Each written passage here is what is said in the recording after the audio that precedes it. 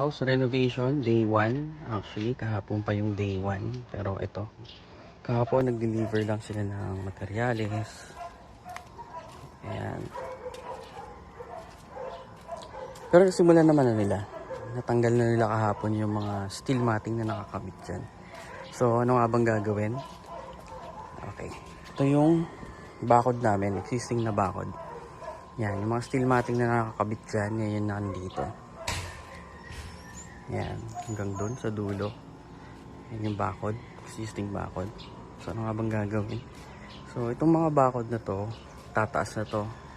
Yan. So, firewall na yan, tataasan na yung bakod. So, lalagyan na ng bubong.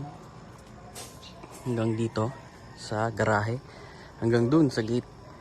Yung bubong. Tapos ito, yung pangalawang poste, hanggang dito sa pangatlong poste. Pa-firewall na rin yan. Pero ito, yung unang poste hanggang dito sa pangalawa, yung firewall niyan, kalahati lang. Siguro mga, kung gaano kataas, yun.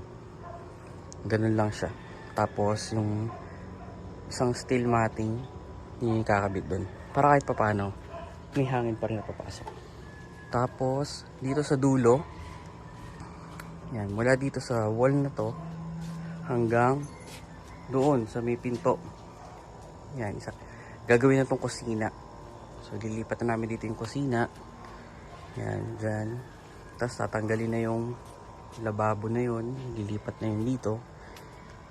So, itong mula dito sa wall na to hanggang doon. Hanggang mga 10 square meter to. Yan. Pero yung pinto, dito. Yan, dyan sa wall na yan. Tapos, isasara na tong bintana na to. So, yun. Tingnan natin.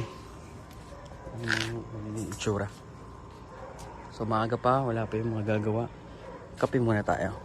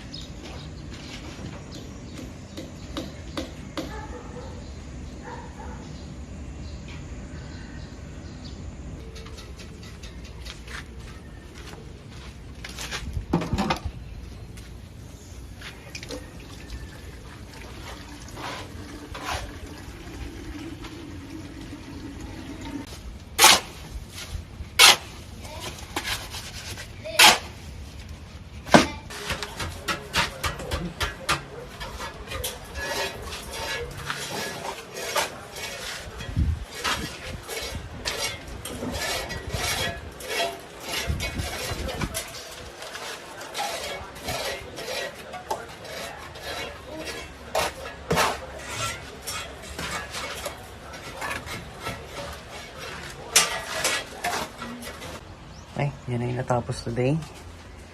So, continue na lang ulit bukas dahil mataas na yung lalagyan ng hollow blocks. Walang tuntungan.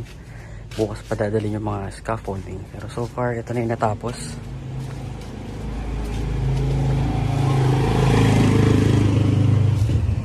Yan.